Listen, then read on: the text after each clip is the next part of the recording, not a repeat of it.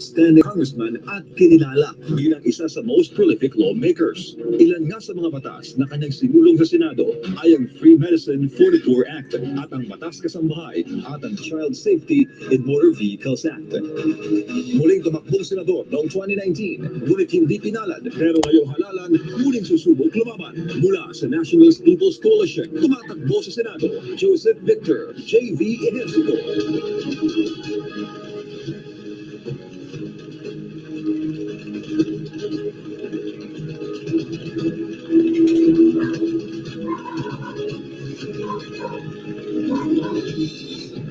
Nagtapos ng Political Science at ng English degree sa University of Nueva Cáceres at nabuga siya sa University of the Philippines. Nakilalang batikang defense lawyer ng ilang malalaking kaso sa bansa, kasama na ang 2009 Maguindanao Massacre case at ang 2013 PNP scams. 2016 naman nang gawing Chief Presidential Legal Counsel ni Pangulong Rodrigo Duterte at tagapagsalita ng Pangulo noong 2018. At ngayong eleksyon, sasabak sa National Post bilang senador, tumatakbong kandidato mula sa ruling party Pinipilawan, Attorney Salvador Salpanelo.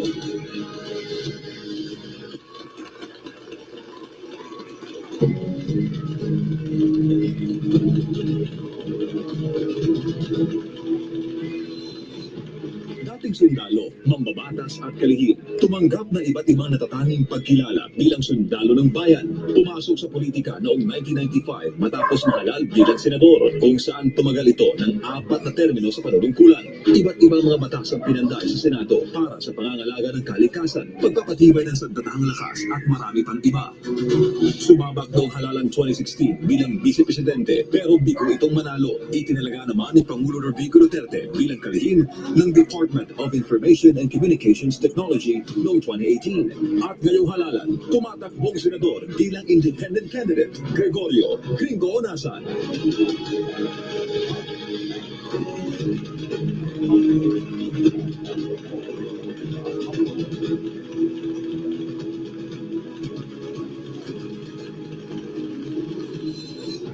Isang abogado, pinuno at mambabatas. Unang sumabak sa Kongreso noong 13th Congress at ngayon nasa ikalimang termino na sa pagsusulong ng mga batas para sa mahihirap. Isa na rito ang Magna Carta of the Poor. Mas nakilala ng sambayanang Pilipino bilang matapang na lumaban sa oligarkiya, partikular na may pasara ang ABS-CBN dahil sa problema nito sa prangkisa matapos ang halos 10 taong pagpapanday ng mga batas para sa mga Pilipino. Tumatakbong senador, kinatawan ng Sagip Party List, Attorney Rodante Marcoleta.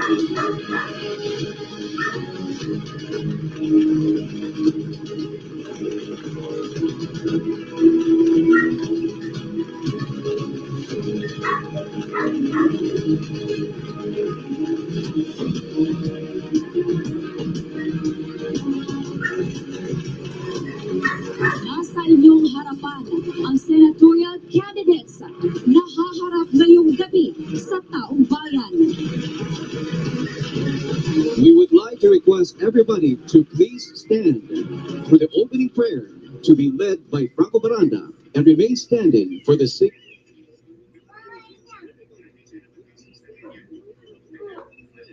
of the Philippine National Anthem to be led by Miss Geneva Cruz.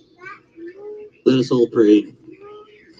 Almighty Father, once again, we are thankful for the second part of senatorial debate that will give another chance for the Filipino to see the vision of the senatorial candidates for the good of our people and country. May all participants who are here tonight once again build respect for one another, broaden our thinking, enlighten our thoughts, discussions, and ideas as we seek to work together for nation building. Bless the organizers, panelists, the participants, and everyone for their cooperation and unity in making this event astonishing once more for everyone to see. Bless everyone who's present, as well as those joining us through TV and on live stream, that this event will become a blessing to all the Filipino people. All this we ask in your mighty name. Amen.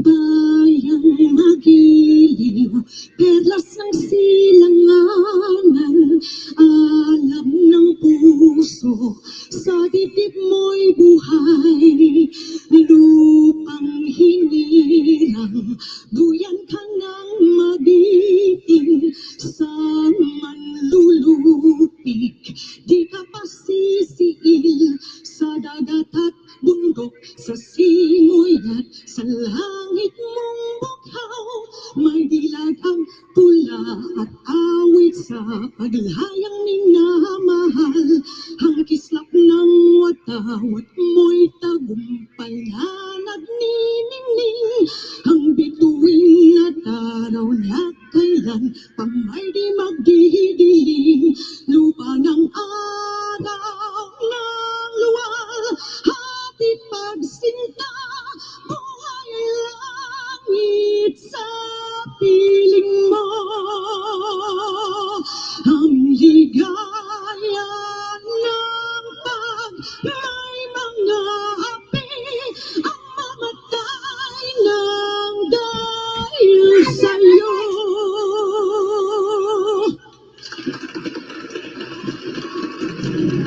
Maraming salamat, Ms. Geneva Cruz. At this point in time, maaari na pong pumunta ang ating mga kandidato sa kanilang mga podium. Samantala, malugod ko namang ipinakikilala ang ating debate moderator para sa gabing ito. Isang batikang television host at broadcaster, author at entrepreneur, Ms. Daphne Osenia Paez. Thank you, Troy and Angel. Good evening, everyone. It is an honor to be part of tonight's SMNI Senatorial Debate 2022. Last night was really an excellent night of intellectual discourse between our senatorial candidates who'd like to win the hearts of the Filipino people for this coming 2022 national elections. Tonight, we're also looking forward to have another night of interesting debate between our next batch of senatorial candidates who have accepted the challenge of SMNI. Before we begin, let me tell you the mechanics of the debate. Basically, we have the same rules of what we had last night. We'll still have 3 rounds. The first and third rounds will be debate questions coming from our panelists, while the second round will be questions from some of our SMNI anchors and correspondents around the world or from a particular sector. All candidates will be given 60 seconds to answer each question. For our interpellation and rebuttals, we will have the same amount of time. All will be given 30 seconds. Now, if you're wondering why we made the interpellation shorter from 45 seconds, we now made it 30 seconds because we really have to limit our time. As you know, what happened last night, we almost went past 4 hours, so we had to cut it short. So again, we have 30 seconds for interpellations and rebuttals. Meanwhile, if you hear this sound, it means you only have 10 seconds left to answer. Meanwhile, this sound cues your time is up. Again, for the knowledge of everybody, our senatorial candidates here are wearing an ear monitor so they can hear our panelists' questions better. Also, notepads and pens are provided by our organizers, so if our candidates wish to jot down their ideas while the debate's ongoing, it's okay. The audience are reminded to observe silence at all times. No boos, no shouting, no heckling. The Okada management and the organizers have the right to compel any violator of these rules to leave the vicinity. Let us all participate in this debate with respect. Now, at this point, it is also with great honor to introduce to you our brilliant panelists coming from different fields of expertise. First, we have political scientist at the University of the Philippines, Professor Dr. Clarita Carlos.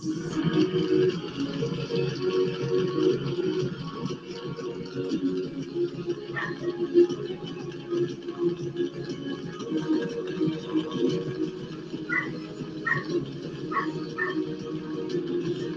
Iloilo Vice Governor and Congressman, Attorney Rolex Suplico.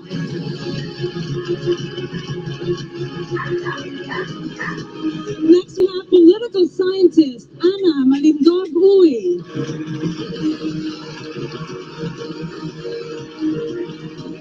And the Manila Times' chairman and CEO, Dante Klink Ang II. Ladies and gentlemen, our expert panelists for tonight's senatorial debate. Don't go away, SMNI Senatorial Debate 2022 will be back.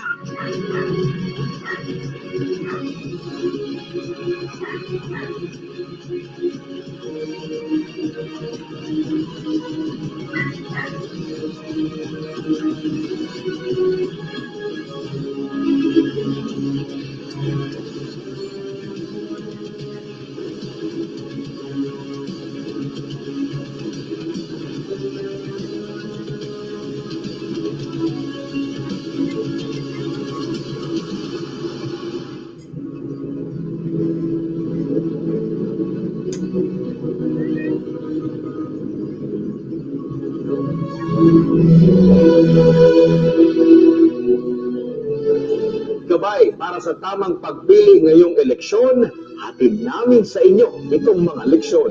Sino ang dapat na magpatuloy sa pagbabagong nasimula? Sino ang dapat na mailip mo sa kapangyarihan? Dapat may paninindigang ipagpatuloy ang laban kontra insurhensya at iligal na droga. Matapang, ngunit may puso. May malasakit, handang magpatawad, tagapagtaguyod ng kapayapaan at pagkakaisa. Handang isakripisyo ang meron siya, makunan lang ang kakulangan ng iba. Ang pulso ng taong bayan, nasa sa kanya. Mautak, madiskarte at alam ang saklaw ng batas. May konkretong solusyon sa bawat problema, lalo na sa gitna ng krisis at pandemya. Kilalanin mo ang iyong iboboto. Aralin ang plataforma. Paano ito isa sa katuparan at patatagali? Suriin ang track record. Sawa na tayo sa puro forma at salita. Ang kailangan natin ang magpapatuloy sa pagbabagong natatamasa ng sambayan ng Pilipino. May malakas na paninindigan sa tama, hindi magtataksil sa bayan at hindi tayo ipagpapalit sa kahit anuman. Matapat at hindi magnanakaw, hindi sarili, kundi ang interes ng bayan ang inuuna. May political will, totoo ang serbisyo at handang ibigay ang lahat. Matugunan lamang ang mga isyu na kinakaharap at kakaharapin pa ng bansa. Bilang butante, nasa atin ang responsibilidad na ihalal ang nararapat. Isa itong desisyon para sa nakararami kung kaya't mag-isip ang mabuti. Huwag magpadala sa kasikatan at sabi-sabi. Ikaw mismo ang kumilatis. Tandaan, nakasalalay sa desisyon mo ang magiging kinabukasan ng bansa. Kaya, maging matalino. Maliban sa totoo, dapat may karanasan at kapasidad na mamuno. Hindi ka mabibili, kaya huwag kang magpapagayan. Bigyang dangan ang iyong boto. Katuwang niyo ang SMNI sa isang malinis at patas na eleksyon. Dahil dito, siguradong balitang totoo. Ibibigay namin sa inyo mga impormasyong tama. Tuloy ang pagbabago kahit sa pagbabalita. Sama-sama po tayo tungo sa bagong bansa. Piliin ang magpapatuloy sa mga programang nasimulan ng administrasyon. Ito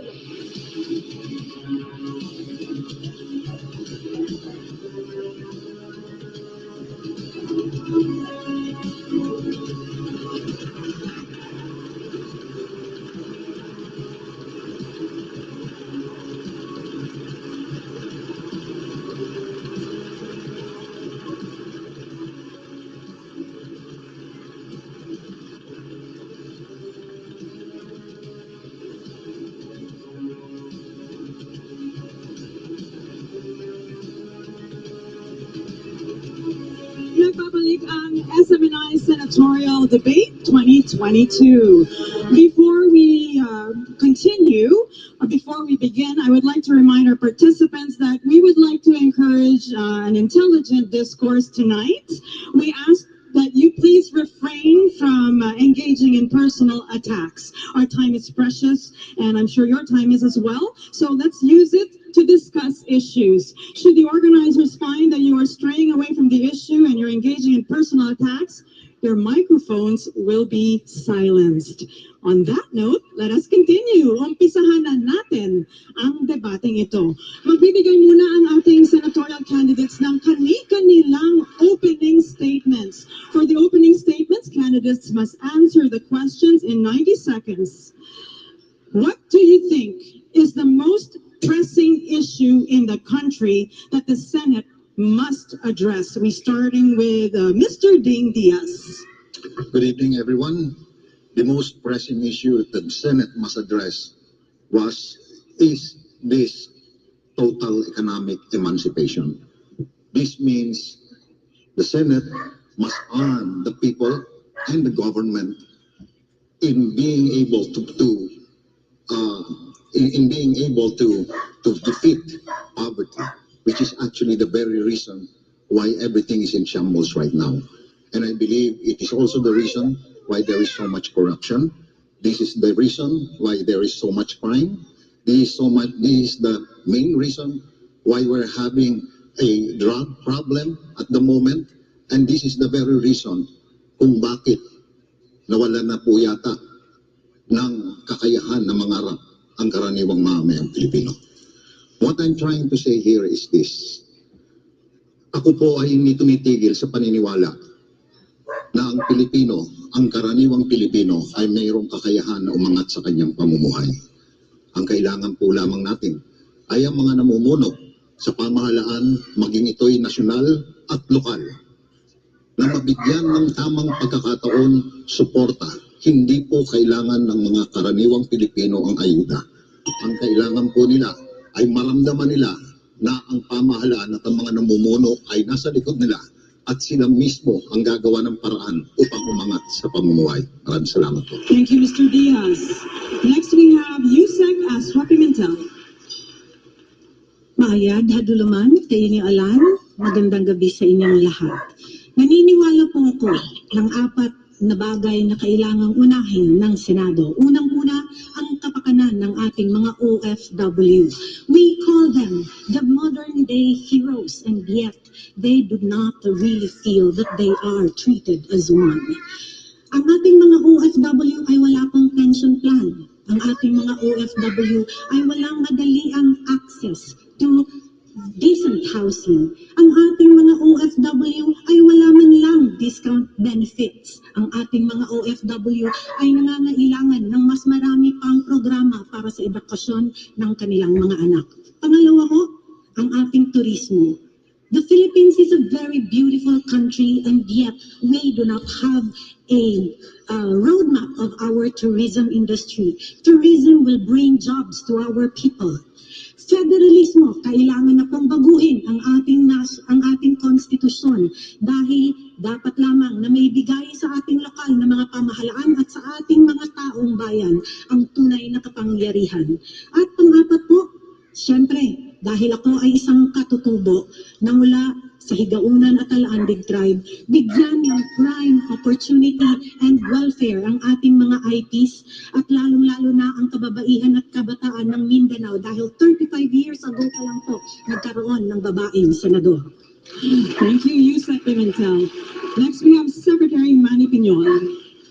Magandang gabi po sa inyo lahat. Before I left my position as chairman of the Mindanao Development Authority, we asked the United Nations Development Program to conduct a study. Paano naka-apekto ang COVID-19 sa pamumuhay ng ating mga tao? And 3 issues came up. Food, jobs, health. Pagkain.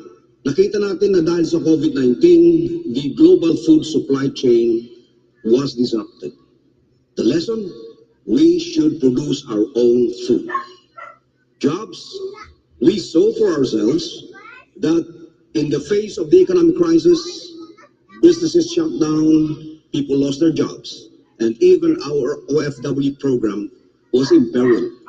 There is a need for us to assist local industries to create jobs, and these local industries would most likely be in the food processing area. Health is another issue, but I would defer that to my party mate, Dr. Mingita Padilla, later on, because he's an expert on that. My dear friends, food is something that we could produce in this country, but our problem is we have relegated agriculture to number 9 in our budget allocation.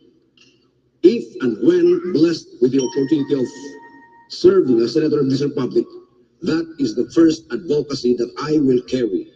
Reform the budgeting process so that agriculture will get its fair share from the national budget. Thank you, Secretary Piñol. And next to tell us the most pressing issue in the country that the Senate should address is Commissioner Greco Bellica. Ako po si Greco Bellica, nagpatanggal ng pork barrel at DAP sa Supreme Court at ang namuno sa Presidential Anti-Corruption Commission, ang opisinang itinatag ng Pangulo para pangunahan ng kanyang kampanya laban sa korupsyon.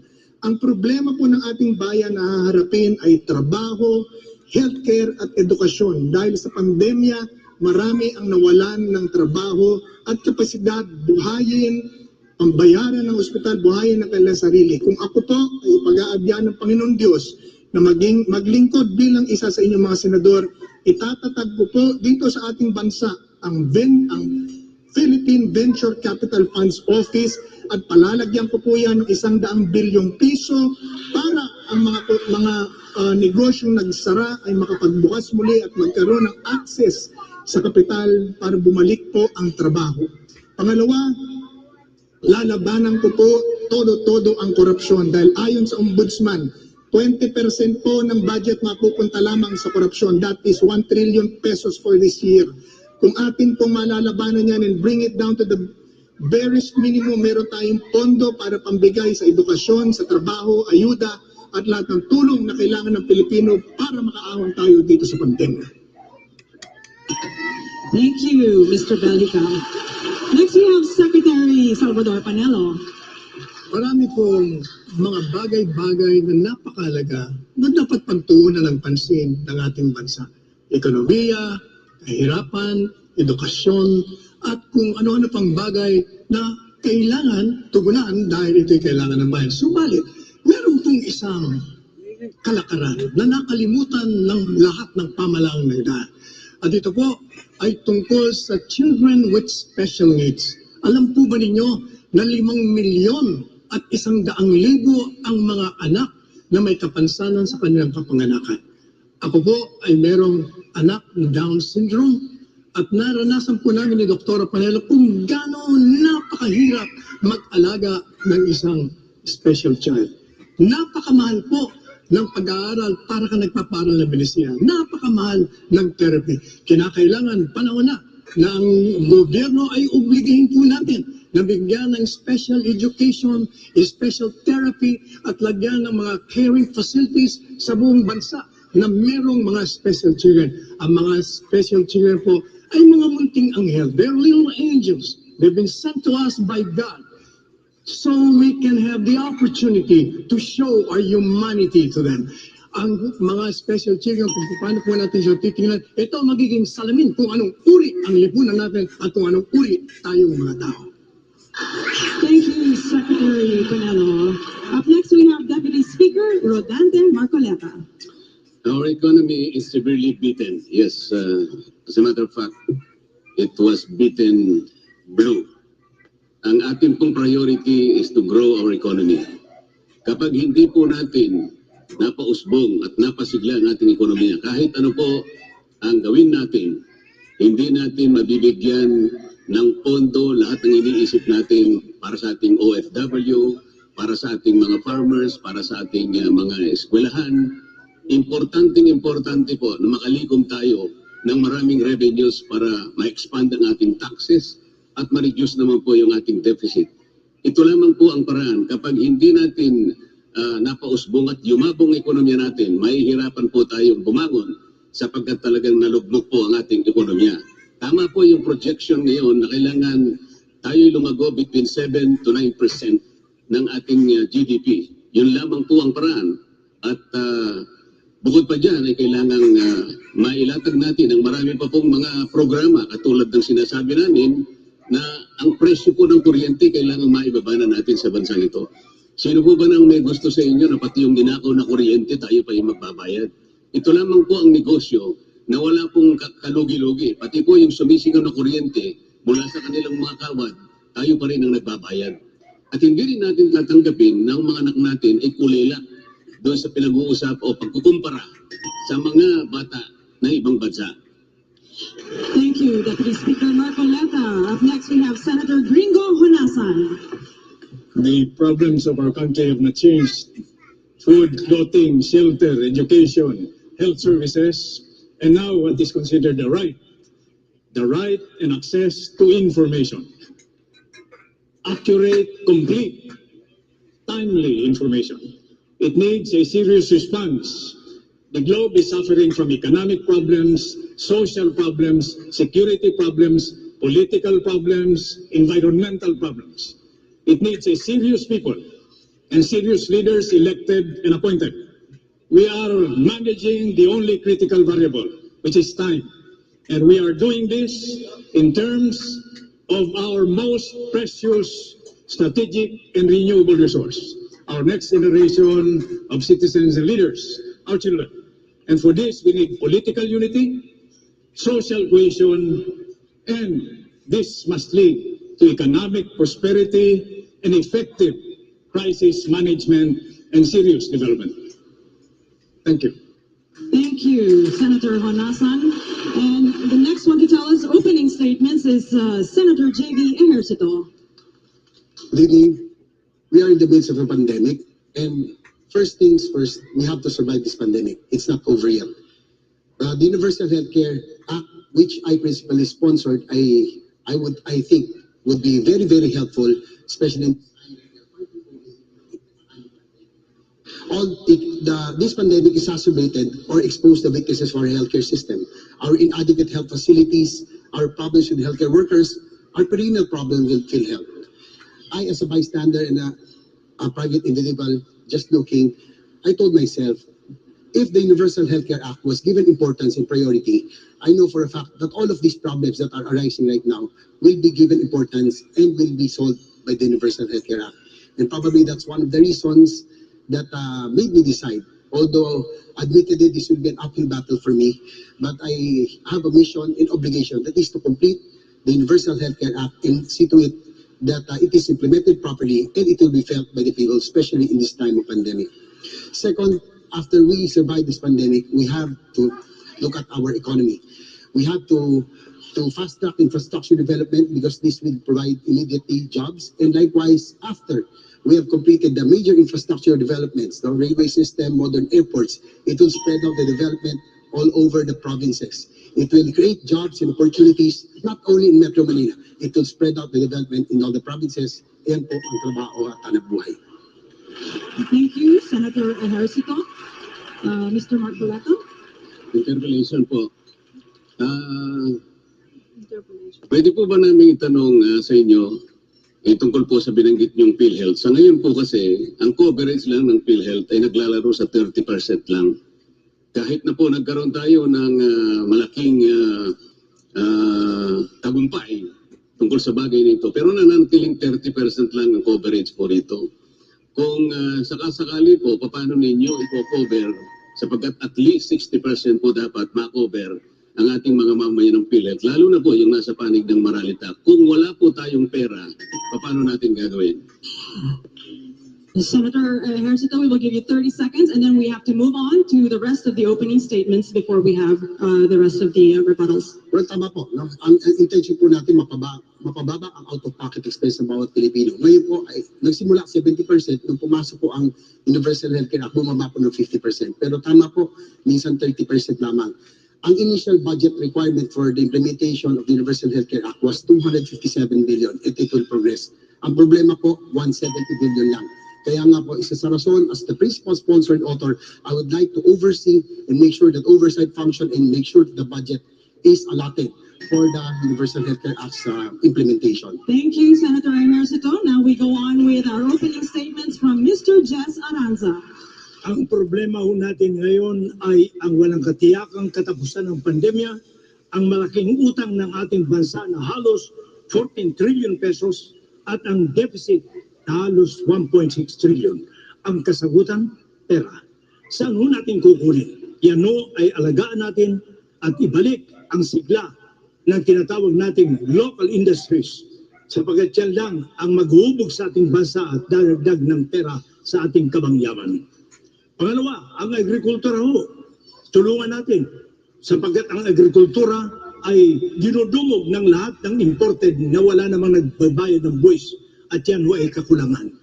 Ang smuggling ho ay nagnanakaw sa ating bansa na halos 250 billion pesos a year.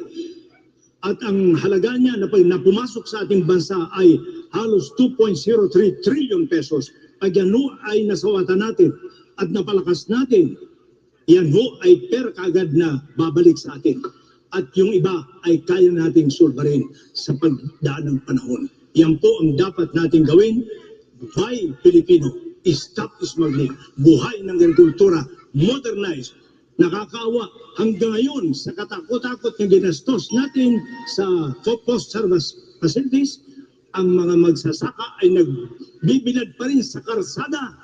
Nasaan napuntang pera? Maraming salamat, Mr. Jess Aranza. Susunod si Dr. Mingita Padilla. Magandang gabi sa inyong lahat. 12 po ang aking plataforma, pero siguro pinaka-importante dito ay tinatawag kong health security, economic recovery, food security, at labanan po ang korupsyon. Kailangan tayong makasigurado na lalabas na tayo sa pandemya at magkakaroon ng economic recovery. Magkadugtong ho yung kalusugan at ekonomiya, hindi mo mapaghahiwalay itong dalawa. Tapos po, PhilHealth reform, overhaul po ng PhilHealth. Kasi alam ko, grabe ang mga sistema, problema dun sa loob ng PhilHealth. Korupsyon, porous, ang IT system, etc. Tapos sa food security, makadugtongin ho, yung mga magsasaka, mangingisda. Yung climate change resiliency, makadugtong ho yun. Pati yung aking soberenya, makadugtong sa food security. At lahat ho ito, hindi mangyayari. Wala tayong hindi tayo makapag-economic recovery, health security, food security, anti-smuggling, kung hindi natin susupuin ang korupsyon. Pero kung magagawa ho natin itong lahat, isa rin ang gusto kong mangyari. Mabigyan ho ng pag-asa ang ating mga mamamayan, lalo-lalo na ang ating mga kabataan na susunod na henerasyon. Dapat maniwala sila sa kanilang puso na ang Pilipino ay hindi likas na magnanakaw, hindi likas na korap. Tayo, mabubuting tao, kailangan natin ng inspirasyon, kailangan natin ng pag-asa. Yun lang po. Maraming salamat po. Maraming salamat, Dr. Padilla. Susunod ng opening statement ay si Ms. Mahal Kiram. Assalamualaikum warahmatullahi wabarakatuh. Ang nakikita ko pong isa sa mga problema ng ating bansa is pagdating sa Muslim community, pagdating sa minority, pagdating sa tribes, nababaliwala po sila. Ang problema po dito, sabi nagsisiksikan sila dito sa national. Pero itong mga minority, itong mga Muslim community, meron po silang lugar pero inaalisan po sila ng karapatan. Inaalisan po sila ng pribilehiyo. Ito po ang tututukan natin. Yung pribilehiyo na magkaroon po sila ng pantay na sahod po dito sa national, na pantay na pagtingin tulad sa mga batas, kasi lagi pong na babaliwala, lagi pong nadi-discriminate kahit hindi po nila kasalanan. Ito po ang nagiging kasalanan at nagiging problema ng bansa. Ang sa amin lang po, sana magkaroon ng boses ang Muslim community dito po sa national. Na laging nakakalimutan na sila rin, na itong mga Muslim community, mga tribes, Pilipino rin. Yun po ang isa sa mga problema ng bansa natin. Maraming salamat, Ms. Mahal Kiram.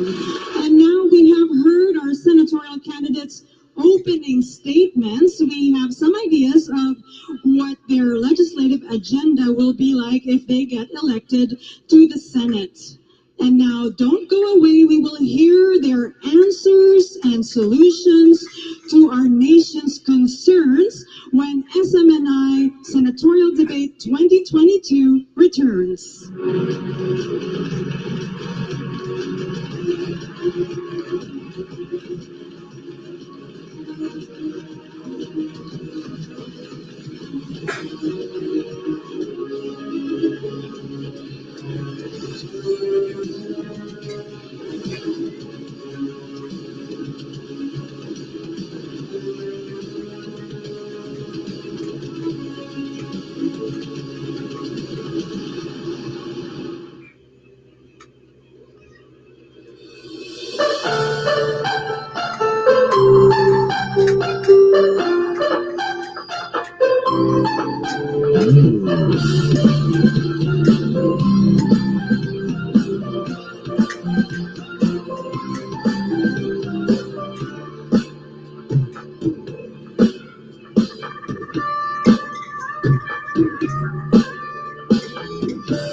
Matatamis na mga pangako, marami sa akin na nagpaloko. Kaya kung nais mo na magbabago, simulan mo na sa iyong sarili mismo. Kaya ngayong dating napilian, mag-isip ng di na malila. Kaya ang sa pagboto ay manindigan. Kinabukasan natin yan ang kasalalay dyan.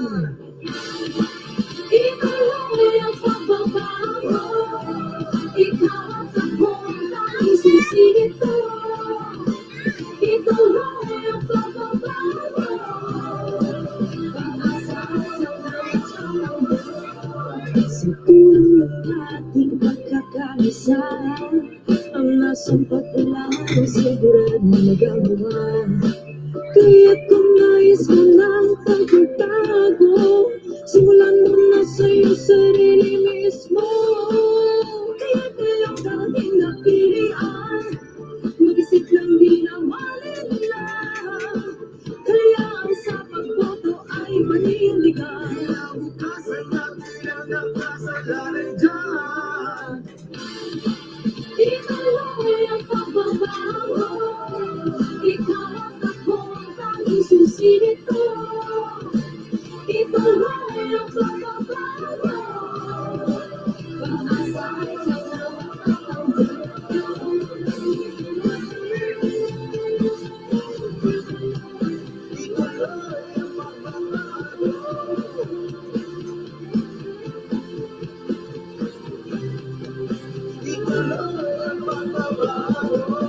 Pagpili ang iyong boto sa halagang 5 piso. Katapos naman ang ilang sa mga dibdigan mo.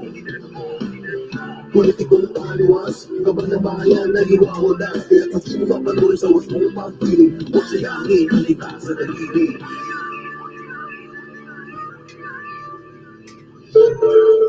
Maging responsable sa pagpili, magkaisa at magtulungan. kakayahan mong magpasa ang magiging gabay sa pag-asenso ng bansa sa'yo magsimula. Ituloy ang pagbabago, isusito. Ituloy ang pagbabago, pag-asa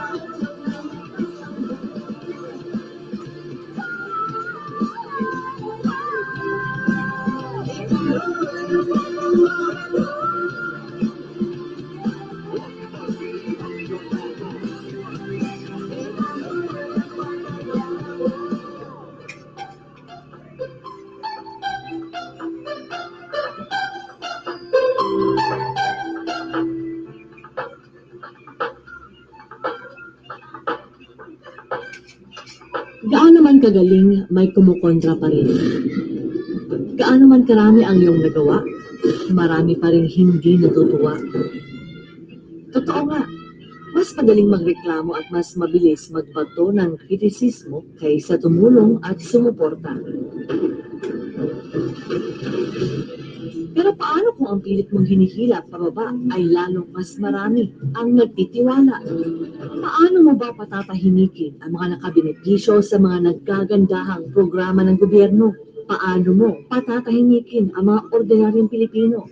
Mga OFW na ngayon lang naramdaman ang tunay na pagbabago. Ngayon lang naging proud maging Pinoy.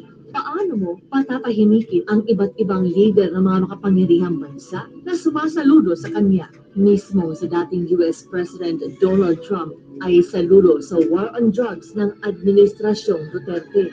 Sa kaparehong taon, nangunguna si Pangulong Rodrigo Duterte sa 2017 online poll bilang 100 most influential people in the world ng Time magazine.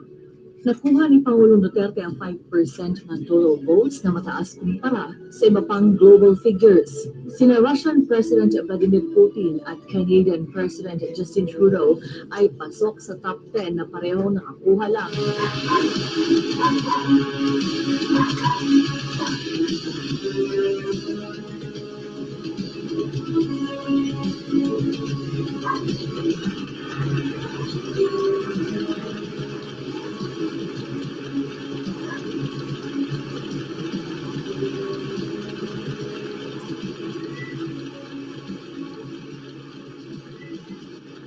Welcome back to the SMNI Senatorial Debate 2022. Earlier, we heard the opening statements of all our candidates here, and I know there are some questions.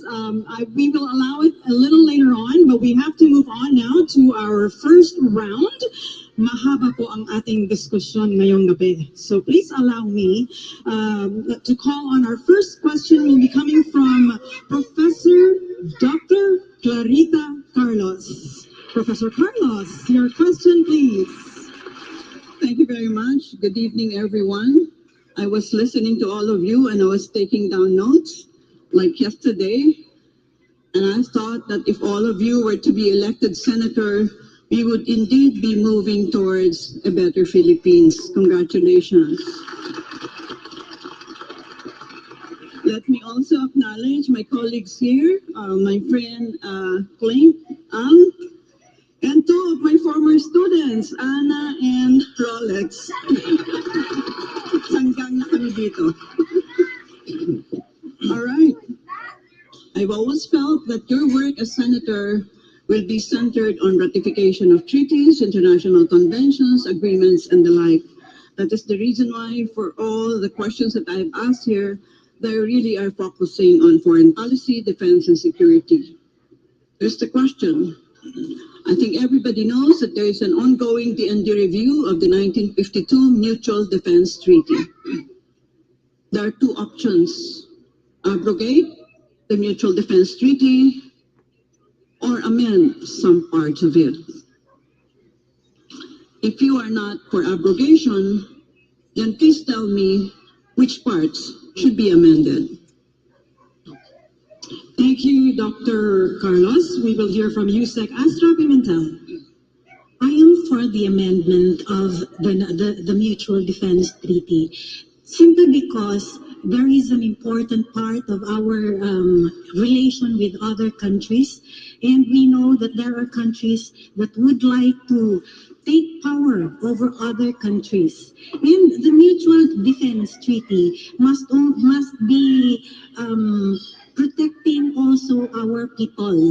Kinakailangan po na ang defense treaty natin ay nakalaad doon because ang panahon natin ngayon ay matagal na yung Mutual Defense Treaty.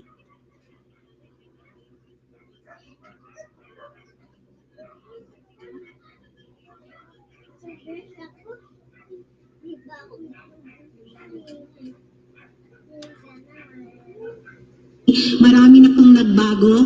Right now, our women and children must be protected even through